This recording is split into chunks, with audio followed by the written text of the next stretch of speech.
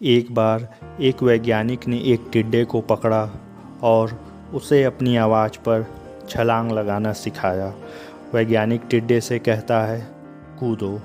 टिड्डा उसकी आवाज़ सुनते ही ज़ोर से छलांग लगा देता है। अब वह वैज्ञानिक था तो प्रयोग करना तो बनता ही था। उस वैज्ञानिक ने टिड्डे की छलांग पर प्रयोग करना शुरू कर दिया। वैज्ञानिक ने उसकी एक टांग तोड़ दी और फिर बोला, कूदो। अब टिड्डे की छलांग की दूरी कम हो गई। वैज्ञानिक ने उसकी दूसरी टांग भी तोड़ दी और फिर बोला, कूदो। टिड्डे की छलांग और भी कम हो गई। अब वैज्ञानिक ने उसकी तीसरी टांग भी तोड़ दी, जिससे छलांग की दूरी और भी कम हो गई। एक एक करके बेचारे टिड्डे की सारी टांगें तोड़ दी गई। अब आखिरी टांग टूटने पर जब उससे कहा गया, कूदो, तो वह टिड्डा हिल भी नहीं पाया। अब वैज्ञानिक ने अपना निष्कर्ष अपनी डायरी में लिखा। दोस्तों, क्या आप जानते हैं उस वैज्ञानिक ने अपनी डायरी में क्या निष्कर्ष लिखा? उस वैज्ञानिक ने लिखा कि जब टिड्डे की एक टांग तोड़ी गई तो वह थोड़ा बहरा हो गया।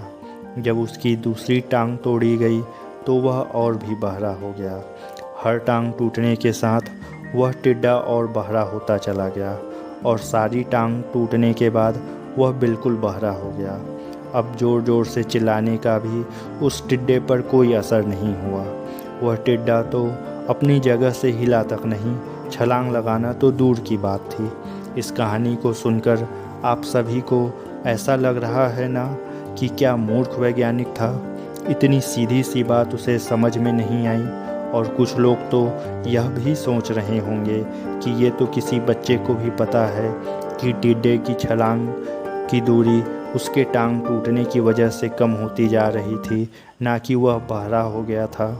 दोस्तों, हम सभी जीवन में कई बार ऐसे ही मूर्ख बन जाते हैं। कई बार जीवन में दो घटनाएं एक साथ ऐसे घटती हैं कि उनका एक दूसरे से कोई संबंध नहीं होता है, फिर भी ऐसा लगता है कि कोई गहरा संबंध है। कभी कभी दिखता कुछ और है लेकिन समझ में कुछ और आता है, परंतु वास्तव में होता कुछ और ही है। इसलिए हमें अगर पछताना नहीं है तो जीवन में जल्दबाजी में कोई भी निर्णय नहीं लेना चाहिए। हमेशा समझ बूझ का इस्तेमाल करना चाहिए, सावधानी बरतना चाहिए और हमेशा सोच विचार कर ही नतीजे निकालना चाहिए। अगर वीडियो पसंद आया तो उसे लाइक और शेयर करें और हमारे चैनल को भी सब्सक्राइब करें।